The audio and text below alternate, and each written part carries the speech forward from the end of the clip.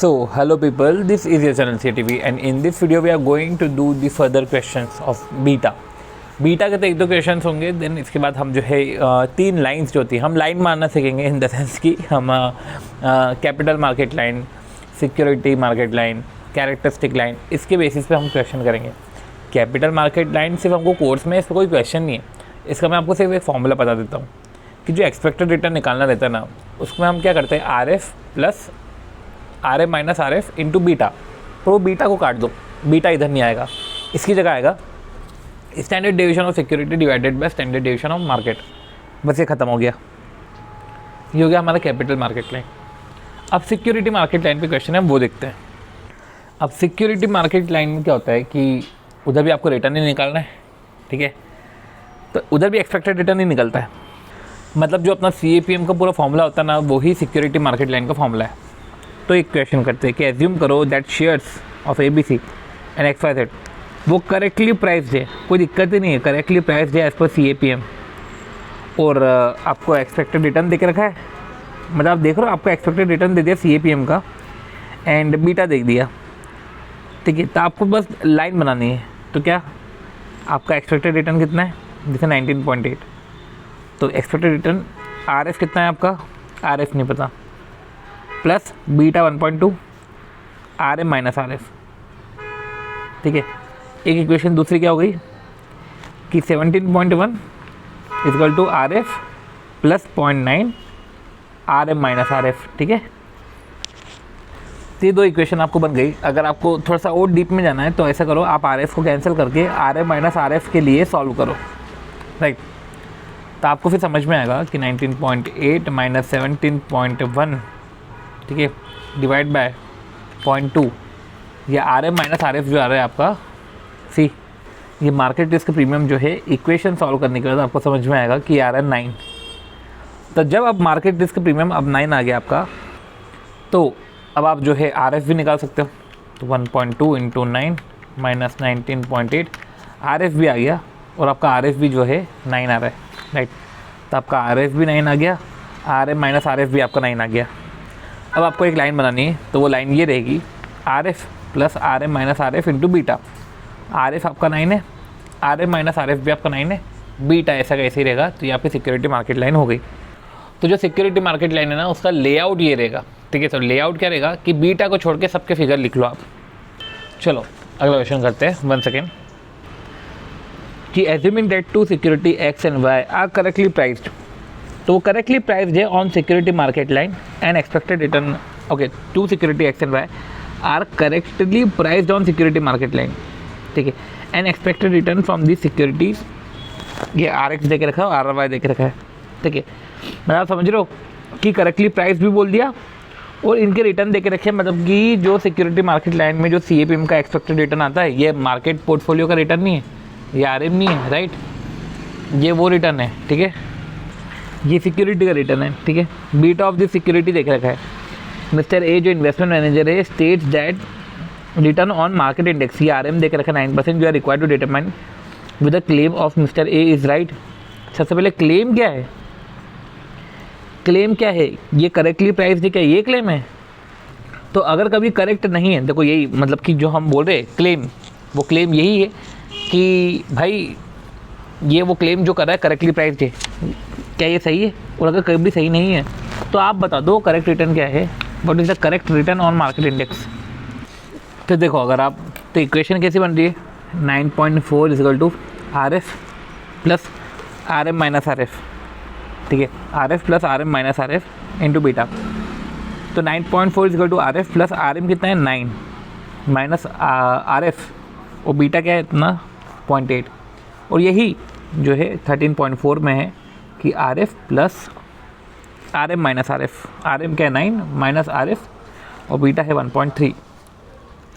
तो आप इस इक्वेशन से RF तो निकाल लोगे, ठीक है, और आपके पास RM भी है, ठीक है। अब देखो, तो सबसे पहले कि ये RM आपने निकाल दिया, ठीक है, और ओके, ये इधर जो दिक्कत आई वो ये थी, हमने समझा गलत। Claim of mister A is right, जो पूछ रहे कि क्या क्लेम ए का सही है, वो ये पूछ रहे हैं कि जो ये क्लेम क्या कर रहा है, ये क्लेम ये कर रहा है कि इन्वेस्टमेंट मैनेजर ने स्टेट करा है कि RM जो है 9% है, ये उसने बोल दिया RM 9% है, तो ये बोलना चाहते हैं कि क्या RM जो तुम बोल रहे हो 9% क्या वो सही है?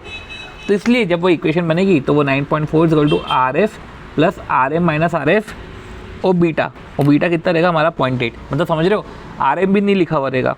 और आपको जो है अब सॉल्व करना है, आपको पहले RM माइनस RF मिलेगा, देन जो है आप उसको इक्वेशन में पुट करोगे तो आपको RF मिलेगा, फिर आपको RM भी मिलेगा, फिर आपका RM निकलेगा 11%। तो आप बोलोगे कि जो ए का क्लेम है वो करेक्ट नहीं है, करेक्ट रेट तो 11% है। तो ये जो बोल रहे हैं रिटर्न ऑन मार्केट इंडेक्स, ये रिटर्न ऑन मार्केट इंडेक्स जो है ये एक तरीके से बोल रहे हैं RM निकालो, अगर उसका क्लेम सही नहीं है तो आप करेक्ट निकाल लो। चलो ये आपने निकाल लिया, और RF तो आप पहले ही निकाल चुके हो 3% है, ठीक है। तो इम्पॉर्टेंट पॉइंट ये है कि इसमें RM मत डाल देना आप अपनी इक्वेशन में, ठीक है। आपको RM फाइंड करना है, means you have to find RM and compare RM, ठीक है। ओके, अगला question, the expected return on 2 stocks. The expected return, जो 2 स्टॉक का जो एक्सपेक्टेड रिटर्न है ना, तो expected return on 2 stock particularly expected return on 2 stock for particular market return are given in following table. ये देखे रखा है 2 स्टॉक का, ठीक है। जैसे कि मार्केट रिटर्न अगर 7 है तो एग्रेसिव 4, डिफेंसिव 9, वो 25 है तो एग्रेसिव 40 हो, ये सब चीज़ें हैं। ये क्या बोल रहे हैं, ये तो बोल रहे हैं कि आप तो बीटा निकालो 2 स्टॉक का। तो भाई बीटा निकालने का तरीका क्या है मेरे पास?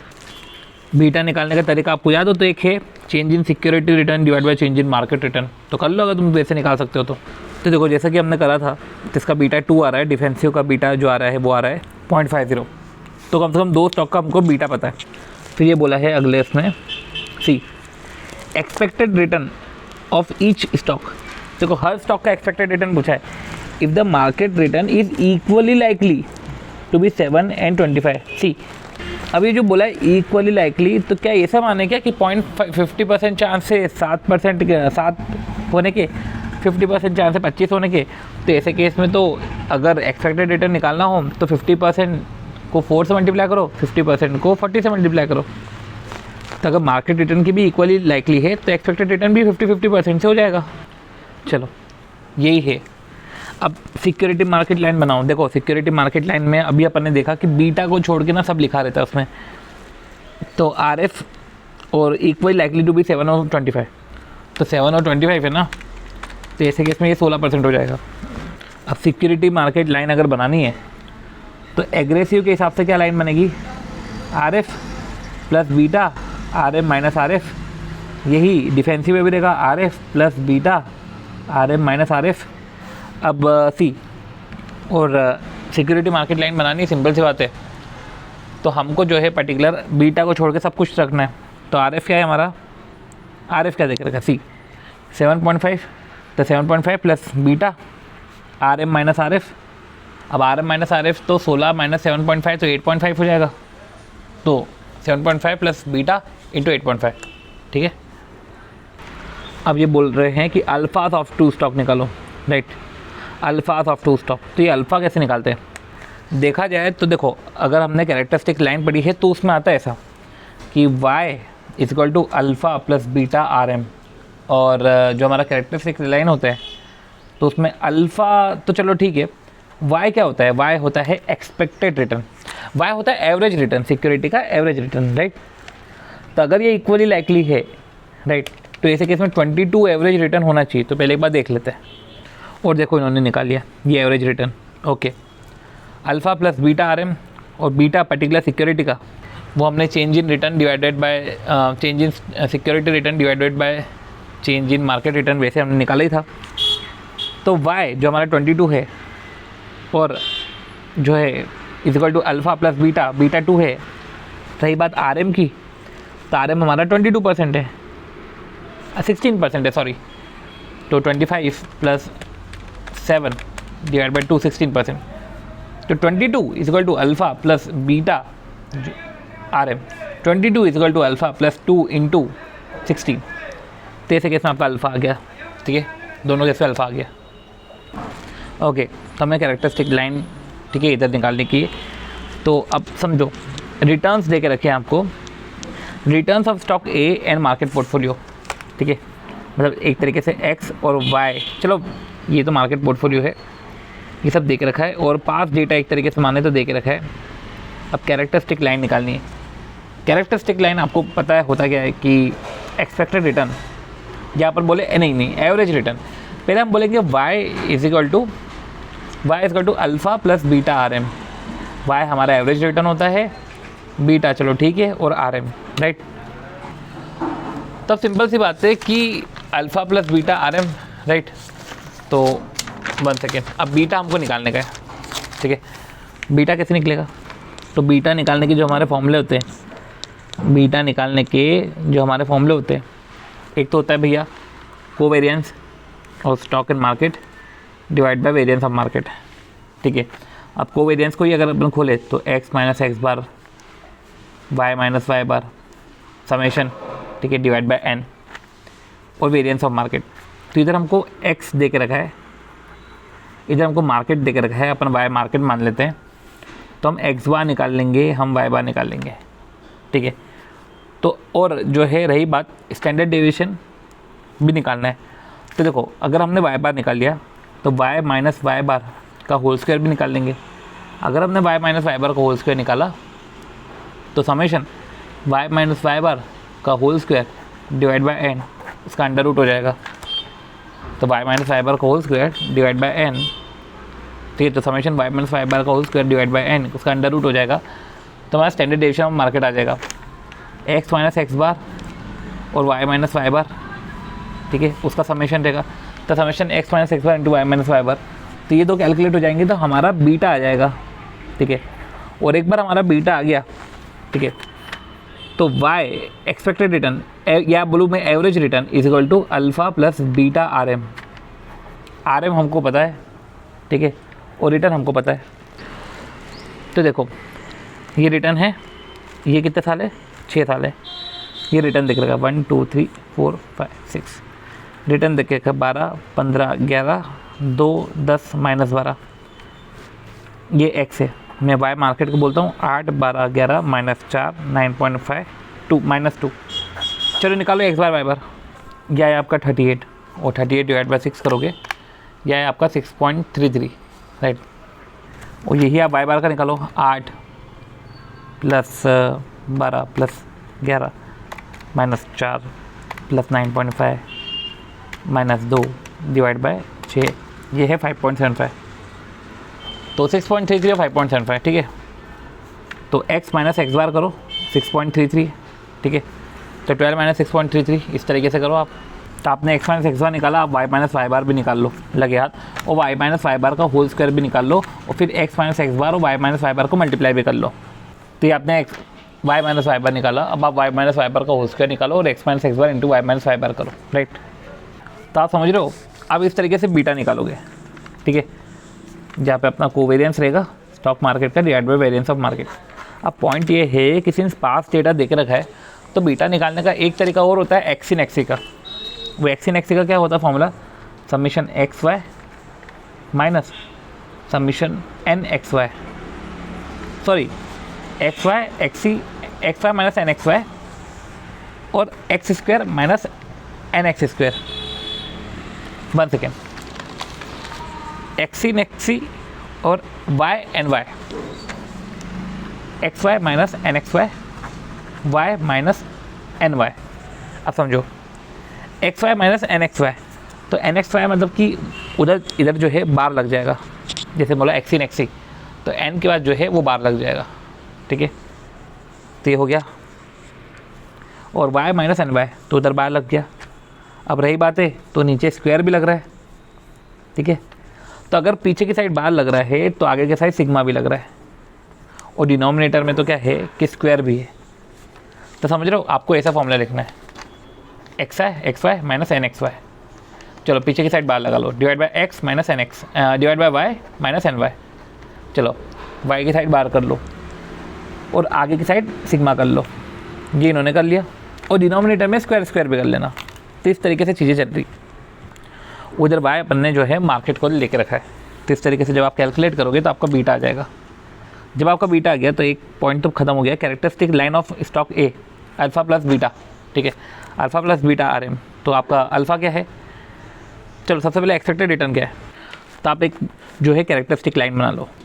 तो हमारा जो रिटर्न है y तो हमारा एवरेज रिटर्न होता है, तो y equal to alpha plus beta R M, ठीक है, y equal to alpha plus beta R M, तो ये तो हमारा एवरेज रिटर्न आ जाएगा, तो इससे y आ जाएगा, तो y हो गया इक्वल टू अल्फ़ा, ठीक है, अल्फ़ा तो नहीं पता हमको, अल्फ़ा तो निकालना है रहेगा, अल्फ़ा नहीं पता हमको, अल्फ़ा प्लस बीटा हमको पता है, और आर एम, बीटा हमने अभी निकाला एक्स इन एक्सी से, और आर एम की बात करें 5.75, तो अब ये हम निकाल चुके हैं, ठीक है, तो इससे अपना जो है अल्फ़ा आ जाएगा, ठीक है, इससे हमारा अल्फ़ा आ गया।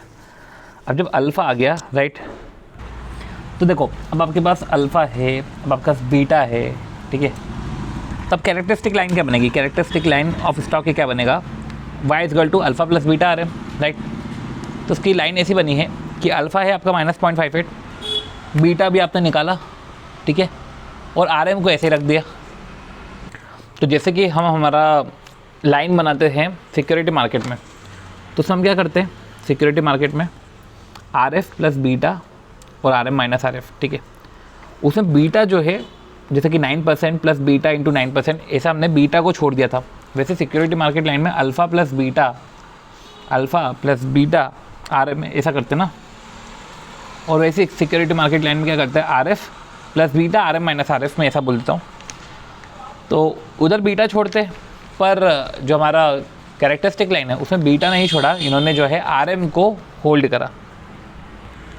फिर ये निकालने के बाद अब वो बोल रहे हैं कि सिस्टमैटिक रिस्क और अनसिस्टमैटिक रिस्क भी निकालो, राइट, वो स्टॉक का निकालना है, ठीक है, स्टॉक का निकालना है। सी स्टैंडर्ड डेविएशन हमने स्टॉक का निकाला क्या अभी तक, स्टैंडर्ड डेविएशन, तो स्टैंडर्ड डेविएशन ऑफ स्टॉक क्या होता है, एक्स माइनस एक्स बार का होल स्क्वायर, ठीक है, उसका समेशन डिवाइड बाय एन, उसका अंडर रूट, ठीक है, और इनफैक्ट अंडर रूट करने की ज़रूरत ही नहीं है, एक्स माइनस एक्स बार का whole square divide by N कर दो, तो 40.14 हमारा जो है एक तरीके से टोटल रिस्क आ गया।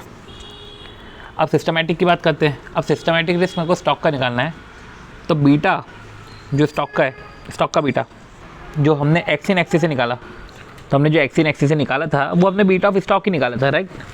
आप उसको ये मत सोच लेना कि इसमें मार्केट से है तो ये बीटा मार्केट का है, ऐसा नहीं। देखो मार्केट का बीटा हमेशा 1 होगा, सी, तो ये जो हमने बीटा निकाला है वो तो स्टॉक का ही निकाला है, तो ऐसा मार्केट का बीटा मत समझ लेना।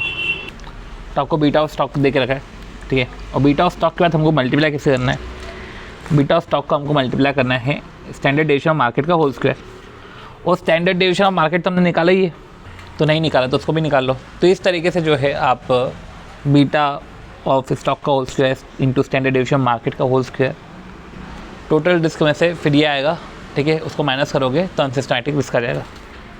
चलो बढ़ते हैं अगले क्वेश्चन की तरफ, ये भी कैरेक्टरिस्टिक लाइन के ऊपर ही क्वेश्चन है, ठीक है। Return and market portfolio, okay, ये दे के रखा है, मतलब एक तरीके से एक्स दे के रखा है, वाई दे के रखा है और डेटा दे के रखा है। एक्स इन एक्सी का उपयोग कर लेना चाहिए, अब तो बहुत टाइम से नहीं करा है, ठीक है। तो पहले तो आपसे ये पूछ रहे हैं कि कैरेक्टरिस्टिक लाइन बना लो आप। अब कैरेक्टरिस्टिक लाइन बनाने के लिए आपको पता है कि एवरेज रिटर्न, मैं ऐसा बोल देता हूँ, average return of stock equal to alpha plus beta average return of market.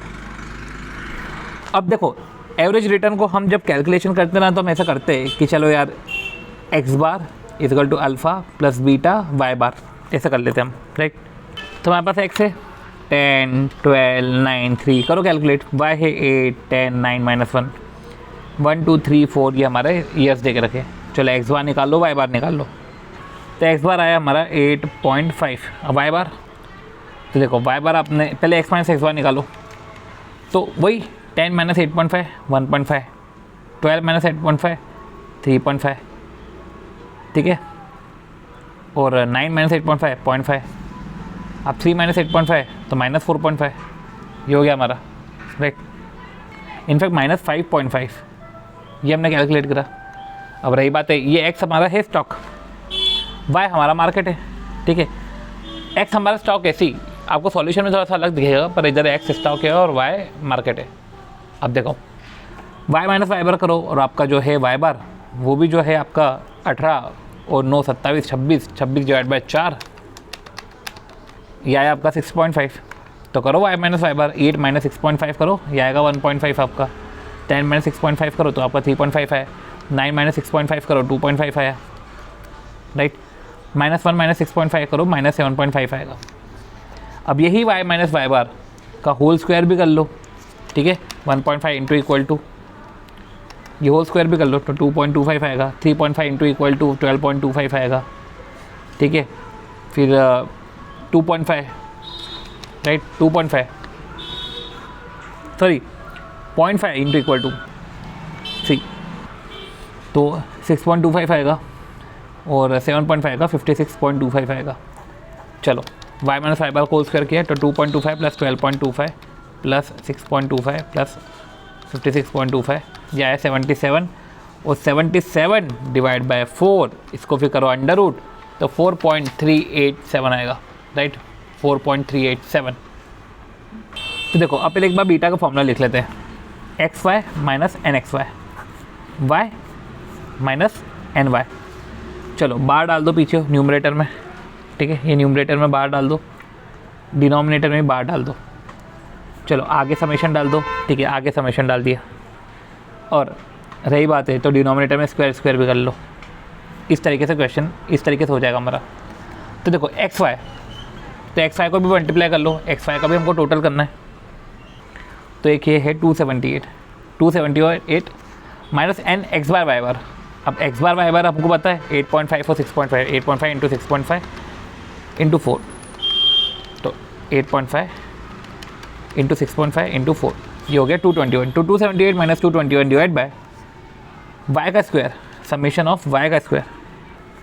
तो मेरा वाई जो हमारा है वाई का स्क्वायर निकालो, 6481 6400 plus 81 plus 1 246 minus Y bar का स्क्वायर 6.5 इंटू इक्वल टू, ठीक है, वाई बार, ठीक है, इंटू करो 4 तो 169 आएगा। तो 278 माइनस 221 डिवाइड बाई 246 माइनस 169। तो इस तरीके से हमारा बीटा ऑफ स्टॉक आ गया, राइट, बीटा ऑफ स्टॉक आ गया। तो जैसे ही हमें बीटा ऑफ स्टॉक आया तब समझो हमारी लाइन क्या रहेगी, एवरेज रिटर्न स्टॉक का, ठीक है, एवरेज रिटर्न स्टॉक का 8.5 is equal to alpha plus beta है हमारा 0.74 और है इंटू 6.5।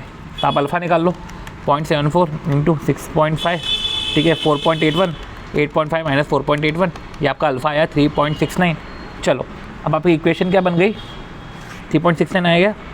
अब आपकी इक्वेशन ये बनी 3.69, ठीक है, अल्फ़ा प्लस बीटा, बीटा आपका 0.74 है इंटू आर एम, ये हो गया 3.69 plus beta into R M, ठीक है। तो जैसे हम उधर सिक्योरिटी मार्केट लाइन में बीटा खाली छोड़ते, इधर आर एम खाली छोड़ेंगे। चलो अब रही बात है इसमें भी ये निकालने का कि सिस्टमेटिक रिस्क और अनसिस्टमेटिक रिस्क। तो एक बार आप टोटल रिस्क निकाल लो। टोटल रिस्क के लिए पहले स्टैंडर्ड डेविएशन ऑफ स्टॉक निकालना पड़ेगा, मतलब वेरिएंस ऑफ स्टॉक निकालना पड़ेगा। तो स्टैंडर्ड डेविएशन ऑफ स्टॉक का होल स्क्वायर करना पड़ेगा। सी एक्स माइनस एक्स बार का होल स्क्वायर कर लो आप, ठीक है, 1.5 into equal to 1.5 into equal to 2.25 हो गया, 3.5 इंटू इक्वल टू इसको ऐड कर लिया, 0.5 इंटू इक्वल टू ये कर लिया, 5.5 इंटू इक्वल टू ये कर लिया हमने, 45 हो गया, 45 डिवाइड बाय 4 करा, ठीक है, फिर अंडर रूट करा तो 3.354 आया, राइट।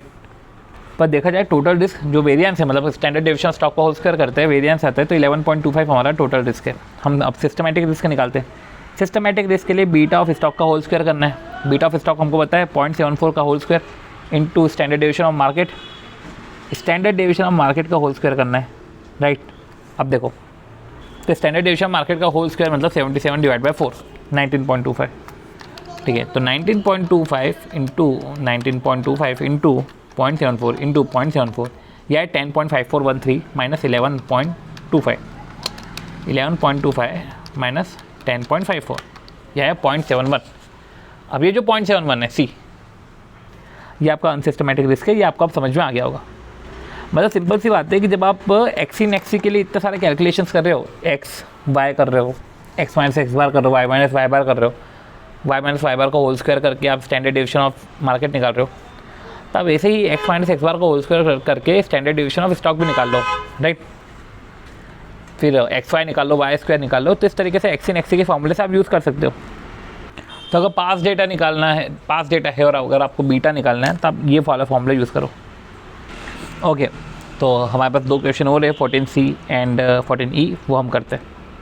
देखो, following information is available regarding the expected return. आपको स्टॉक का रिटर्न देख रखा है, ठीक है, स्टैंडर्ड डेविएशन, ठीक है, बीटा देख रखा है और beta of 6 shares available. Suppose RF देख रखा है और मार्केट रिटर्न सब तो देख रखा है आपको, स्टैंडर्ड लो स्टैंडर्ड डेविएशन भी देख रखा है। आपको बताना है कि सिक्योरिटी अंडर वैल्यूड है कि ओवर वैल्यूड है। तो क्या मैं CAPM से एक बार निकाल लूँ बीटा और एक्सपेक्टेड रिटर्न से कंपेयर कर लूँ? अब इधर एक्सपेक्टेड है तो मैं रिक्वायर्ड निकालूंगा।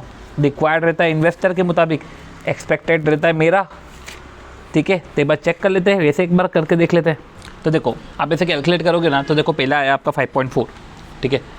आपका पहला जो है सिक्योरिटी का रिटर्न आया, वो रिक्वायर्ड रिटर्न हम बोल देते हैं 5.4, और ठीक है, रिक्वायर्ड ज़्यादा है, मेरी एक्सपेक्टेशन कम है, ठीक है, पर मार्केट में ज़्यादा है, ठीक है, तो ये ओवर वैल्यूड है और मैं उसको सेल कर दूंगा। देखो वैसे ही कैलकुलेट करना है। दूसरा एक करके मैं आपको बता देता हूँ। 2 को मल्टीप्लाई करो 1.05 से, प्लस कर दो 4, ये 6.1 है, राइट। इधर 10 दे के रखा है, इधर मैं अंडर वैल्यूड है, मैं बाय करूँगा। तो ठीक है, ये हमारा हो गया। Assuming that funds are equally invested, अच्छा इक्वली मान लिया, लो पोर्टफोलियो भी सब में इक्वल है, ठीक है। चलो, तो रिटर्न ऑफ पोर्टफोलियो निकालो, रिस्क ऑफ पोर्टफोलियो निकालो। लो, अब क्या ही बचा, करो रिटर्न ऑफ पोर्टफोलियो, कर दो इसका समेशन डिवाइड बाय 6, तो ये आ गया 11.58। ये रिटर्न ऑफ पोर्टफोलियो आ गया, बस चेक कर लेते हैं, हाँ यही है। अब रिस्क ऑफ पोर्टफोलियो आया तो याद रखना है स्टैंडर्ड डेविएशन का वो मत कर देना, ठीक है। आप पहले पोर्टफोलियो बीटा निकालो। पोर्टफोलियो बीटा निकाल लिया, मतलब कि ये सारे बीटा को टोटल करके डिवाइड बाय 6, तो आपका बीटा क्या है 1.15। चलो, बीटा ऑफ पोर्टफोलियो आ गया, ओके। रिटर्न, ठीक है, रिटर्न ऑफ पोर्टफोलियो आ गया, कितना आया वो 14.8, 11.58, ठीक है। और RM तो आपको देके रखा है, ठीक है। तो आप ऐसा करो, रिस्क निकाल लो। रिस्क ऑफ पोर्टफोलियो, तो सबसे पहले तो भाई बीटा ऑफ पोर्टफोलियो आपको देख रखा है, उसका square into standard deviation of market, जो है standard deviation of market, right, जो है हमारा 10, उसका स्क्वायर। तो ले जाके हम क्या कर रहे हैं कि बीटा ऑफ पोर्टफोलियो का square into standard deviation of market का स्क्वायर। तो हमेशा हमने बीटा ऑफ पोर्टफोलियो का square to standard deviation of market का स्क्वायर करा। यह है हमारा सिस्टमैटिक रिस्क। चलो ठीक है, अब अनसिस्टमैटिक रिस्क की बात आती है, क्योंकि हमको तो रिस्क निकालना है। अनसिस्टमैटिक रिस्क में क्या आएगा? अब अनसिस्टमैटिक रिस्क में आएगा आपका जैसे कि स्टैंडर्ड डेविएशन।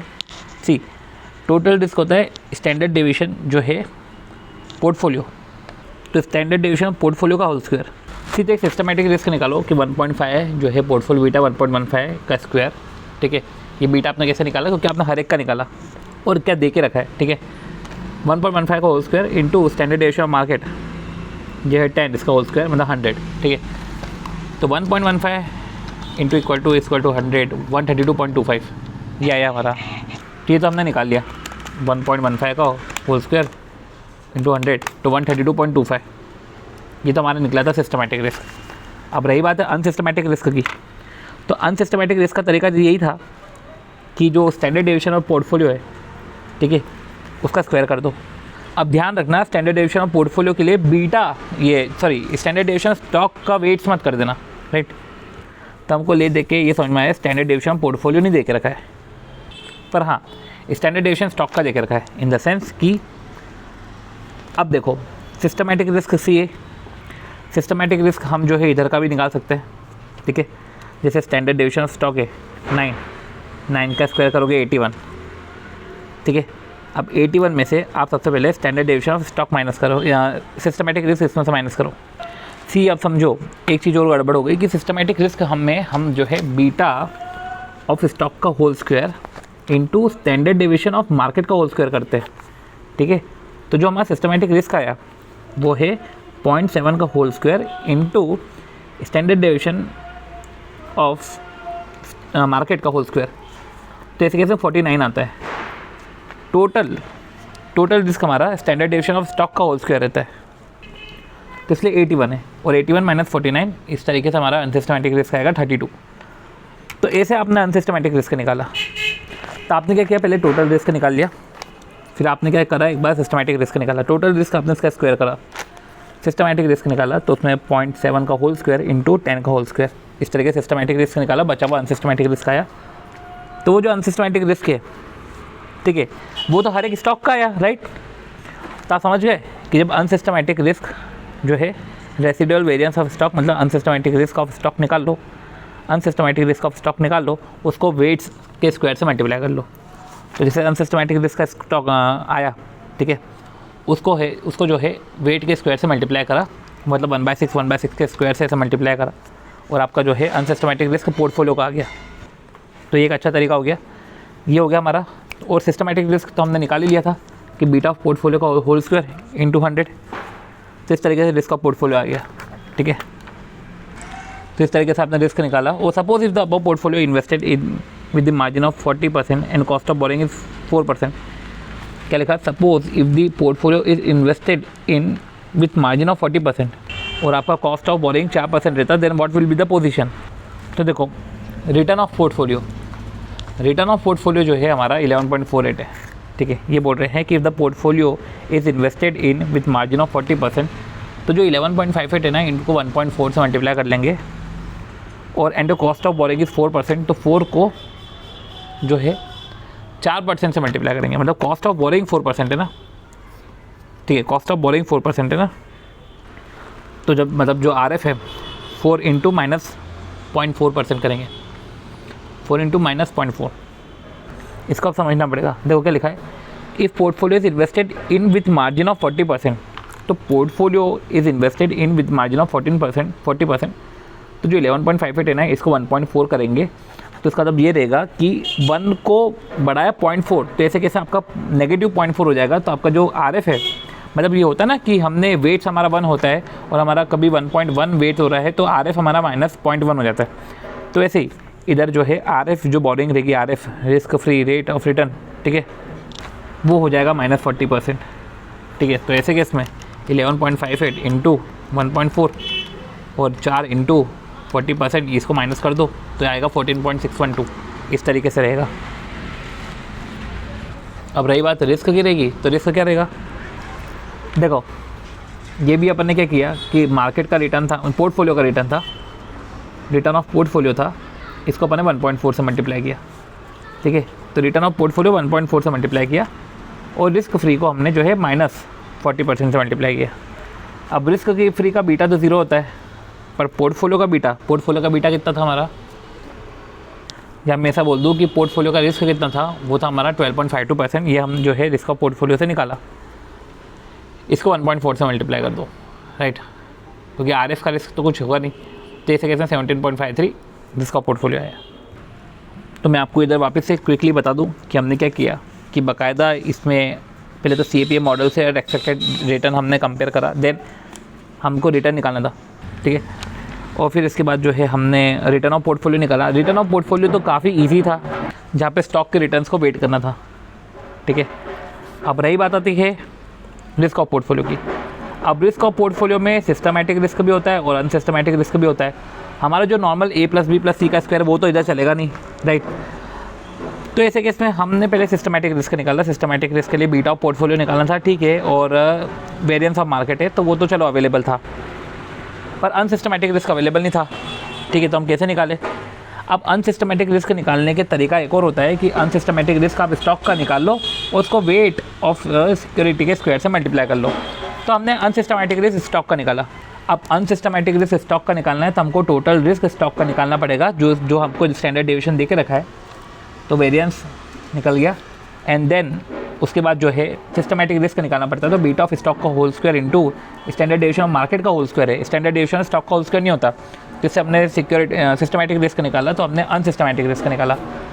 तो सिस्टमैटिक रिस्क पोर्टफोलियो का और अनसिस्टमैटिक रिस्क को फिर वेट ऑफ स्क्वायर से मल्टीप्लाई करते हुए इस तरीके से हमने जो है सिस्टमैटिक अनसिस्टमैटिक को टोटल करा, फिर जो है इस वेरिएंस के फॉर्म में हमने निकाला इसको। एंड देन फिर वो ये है कि अगर अब पोर्टफोलियो इन्वेस्ट हुआ है, मार्जिन 40% है, कॉस्ट ऑफ बोरिंग 4% है, कि जो रिटर्न है पोर्टफोलियो का रिटर्न, उसको हमने 1.40 कर लिया। पोर्टफोलियो का रिटर्न हमने 1.40 कर लिया, ठीक है। और जो है RF की जो बोरिंग है उसको 40% नेगेटिव हो गया वो, तो 4 इंटू 40% मतलब वो -1.6 हो गया और ये पोर्टफोलियो बढ़ गया। और एक बात रिस्क की होती है, तो RF की तो कोई रिस्क होती नहीं है, ये रिस्क रहती है और इसका रिस्क हमको, पोर्टफोलियो का रिस्क हमको पता ही था कितना है, वो है हमारा 12.52 निकला था, राइट। ये ऊपर हमने निकाला था रिस्क ऑफ पोर्टफोलियो, ठीक है। तो 12.52 इंटू 1.40 कर लिया। तो इस तरीके से हमने पर्टिकुलर जो है ये वीडियो ओवर करा। अगर वीडियो अच्छा लगे तो please do like the video, share the video and subscribe to the channel CTV। मिलते हैं नेक्स्ट वीडियो में, जहाँ पे हम वो शार्प ट्रेनर रेशियो के और क्वेश्चंस करेंगे एंड ऑप्टिमम पोर्टफोलियो थ्योरी है, पोर्टफोलियो रीबैलेंसिंग थ्योरी है, ये सब चीज़ें देखेंगे, ठीक है। बाय।